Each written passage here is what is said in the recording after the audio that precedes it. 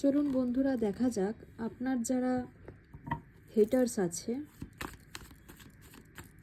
গোপন শত্রু আছে যারা, তারা আপনাকে নিয়ে কী চিন্তা করে, কী ভাবে, তাদের মনে কি চলে আপনাদেরকে নিয়ে, তাদের চিন্তা কি আপনাকে নিয়ে। আপনার যারা হেটার্স আছে, গোপন শত্রু আছে, অনেকের ক্ষেত্রে হয়তো সেই শত্রু গোপন না, আপনারা নিজেরাও হয়তো তাদেরকে খুব ভালোভাবে চেনেন, জানেন, তাদের সাথে হয়তো চলাফেরা করেন। চলুন দেখা যাক তাদের মনে কি চিন্তা। তারা কিন্তু আপনাকে সবসময় নানা রকম অপশানে রাখতে চায়, পাজেল করে রাখতে চায়, এবং আপনার লাইফে কোনো রকম গুড নিউজ, গুড অপরচুনিটিস, এইগুলোকে নিয়ে কিন্তু তারা খুব জেলাসি করে, এবং তারা প্রতিনিয়ত চায় যাতে আপনার লাইফে ভালো কোনো টাইম না আসুক, ভালো কোনো অপশান না আসুক। ওকে, তারা কিন্তু সবসময় এটাই চায়।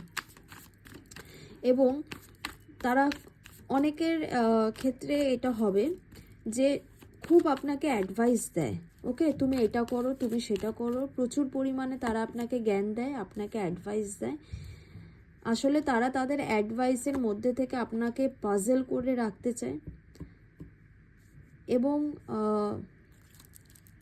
তার সাথে সাথে কারোর ক্ষেত্রে হয়তো এরকম হতে পারে, তারা চায় যে একমাত্র আপনি তার প্রতি কোনো রকম ডিপেন্ডেন্ট হয়ে থাকুন, ওকে, তার ওপরেই নির্ভরশীলতা হয়ে থাকুন, তাকেই সারাক্ষণ আপনি কল করুন, মেসেজ করুন, তাকে সব কিছু আপনি জানান, তার কাছ থেকে আপনি অ্যাডভাইস নিন, সে আপনাকে সবসময় জ্ঞান দেবে।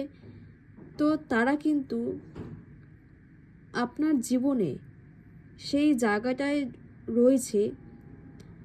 আমার মনে হচ্ছে যে আপনি হয়তো সেই যারা আপনার হেটার্স, সেই মানুষগুলোর থেকে হয়তো আপনি দূরে থাকেন না, আপনি হয়তো তাদের ক্লোজই আছেন, এবং তারা সবসময় আপনাকে হয়তো এভাবে নিজেদের মধ্যে আবদ্ধ রাখে।